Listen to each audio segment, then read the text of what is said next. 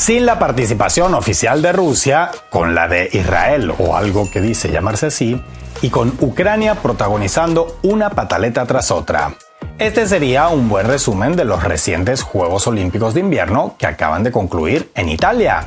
Y para que no pierdan detalles sobre los aspectos geopolíticos más destacados y polémicos de la competencia, les preparamos el siguiente video. Ahí les va.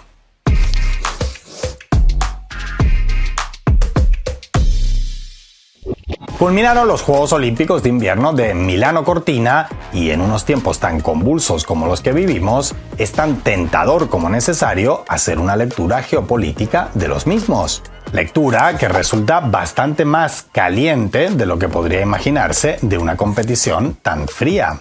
Para empezar, comentemos un claro caso de hagan lo que yo digo, no lo que yo hago, protagonizado, como no, por Estados Unidos. Y es que resulta que el hecho de que Eileen Gu, esquiadora nacida en Estados Unidos pero de madre china, volviera a participar por China en estos Juegos, alborotó a más de uno en su país de nacimiento, siendo acusada de traidora o de títere del Partido Comunista Chino por su elección. Acusaciones que no dejan de resultar bastante peculiares, viniendo de un país que ha hecho de la apropiación de atletas nacidos fuera de Estados Unidos toda una costumbre. De hecho, en promedio histórico, aproximadamente 1 de cada 20 de atletas olímpicos estadounidenses no nacieron en ese país. Lo que pasa es que históricamente se acostumbraron a que los extranjeros quisieran competir por ellos y no al revés. Una inversión de roles que tiene bastante que ver con su pérdida de hegemonía y por eso les duele tanto. Pero más les vale que se vayan acostumbrando, porque esto será cada vez más común. En otro orden de ideas, como viene siendo costumbre desde 2022, a los competidores con pasaporte ruso o bielorruso apenas se les permitió participar bajo una serie de condiciones restrictivas que solo aplicaban para ellos. Entre ellas, que compitieran como atletas individuales neutrales, sin bandera, ni mostrar los colores ni símbolos de sus países, que no hubieran manifestado públicamente apoyo a la operación militar especial rusa, que no estuvieran contratados en sus países por el ejército o agencias de seguridad, ni formaran parte de clubes deportivos asociados a ellos. Estas limitaciones se extendieron también a su personal de apoyo, como entrenadores, asesores, fisioterapeutas, etc. Los equipos conformados por personas con pasaportes rusos o bielorrusos no pudieron participar bajo ninguna circunstancia, de modo que quedaron excluidos automáticamente de deportes como el curling y el hockey sobre hielo y diversas disciplinas que incluyen versiones por pareja o grupos en forma de relevos, baile y otras modalidades. Por si fuera poco, las medallas que ganaron estos atletas individuales neutrales no fueron computadas por el Comité Olímpico Internacional ni incluidas en su medallero oficial. Con todas estas restricciones, no sorprende demasiado que apenas 13 rusos y 7 bielorrusos conformaran la presencia deportiva de estas naciones en Milano Cortina. Tremendo contraste con anteriores ediciones de los Juegos, en los que el promedio de cada delegación rusa fue de casi 200 participantes. Quienes sí compitieron sin ningún tipo de limitaciones fueron los deportistas israelíes. Bueno, israelíes, porque como les comentamos en un video al respecto, su delegación estaba compuesta en un 66% por personas nacidas lejos de lo que, según el propio discurso de Tel Aviv, es tierra milenaria y ancestralmente suya.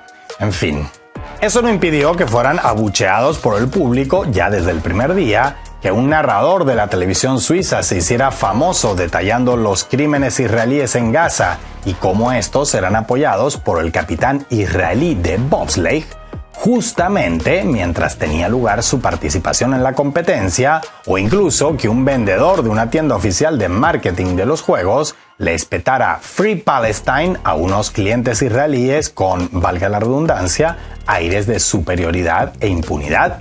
Ya saben, Rusia fue expulsada de las competencias olímpicas en cuestión de minutos en febrero de 2022, pero la entidad israelí lleva 2 años cometiendo un genocidio y el COI dice que, que hay que saber separar deporte y política. Claro que sí, los que parecen no saber separarlos son ellos.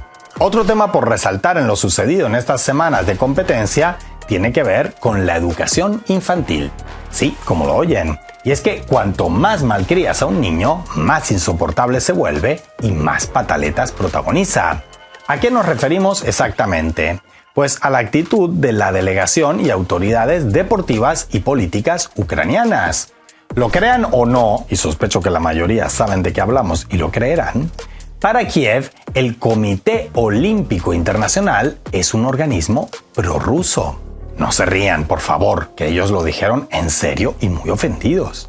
Todo comenzó con el caso de un deportista ucraniano que decidió competir usando un casco con imágenes de colegas y compatriotas suyos fallecidos durante el conflicto armado con Rusia.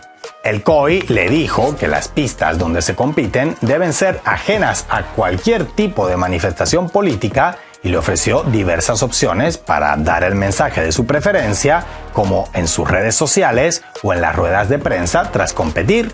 Ante la negativa del deportista a competir sin ese casco, fue descalificado. El reglamento al respecto es tajante y en esta ocasión, y no sabemos si sin que sirva de precedente, el COI sí lo aplicó sin mirar la bandera del protagonista. La decisión del máximo organismo olímpico, pese a estar objetivamente ajustada a una ley a la vista de todos, disgustó a todas las esferas políticas, deportivas y hasta de redes sociales en Ucrania, con acusaciones de sometimiento a Moscú, complicidad con el Kremlin y favoritismo para Rusia. En efecto, para el nafismo-zelenskismo, ahora resulta que el mismo COI que humilla a los atletas rusos con una serie de condiciones que no aplica a absolutamente más nadie, es prorruso. Y esta escalofriante falta de contacto con la realidad es, en gran medida, responsabilidad de los mismos organismos deportivos internacionales que ahora reciben la furia de Kiev, ya que durante estos últimos 4 años especialmente, no solo han impuesto condiciones inaceptables contra deportistas rusos y bielorrusos, sino que además han permitido y tolerado comportamientos antideportivos entre sus colegas ucranianos, a los que hemos visto en todo este tiempo negándoles el saludo, bajándose del podio y demás, sin ninguna consecuencia contra sus acciones, que según qué disciplina, en algunos casos es punible. Exactamente el mismo caso que les comentábamos antes.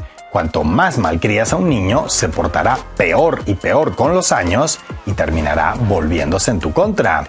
Bueno, pero eso no es asunto nuestro. Ya el COI verá cómo se las arregla con las pataletas que alimentó irresponsablemente.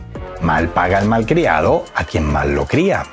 Como ven, pese a que en teoría los Juegos Olímpicos y otras competiciones internacionales son un asunto exclusivamente deportivo, las propias autoridades que las regulan, debido a su incapacidad para resistir ciertas presiones de ciertos actores, sus dobles raseros de récord y sus correcciones a destiempo, provocan que se vuelvan un asunto profundamente geopolítico. Este año se viene un Mundial de la FIFA y dentro de 2, otra competición olímpica, en este caso veraniega.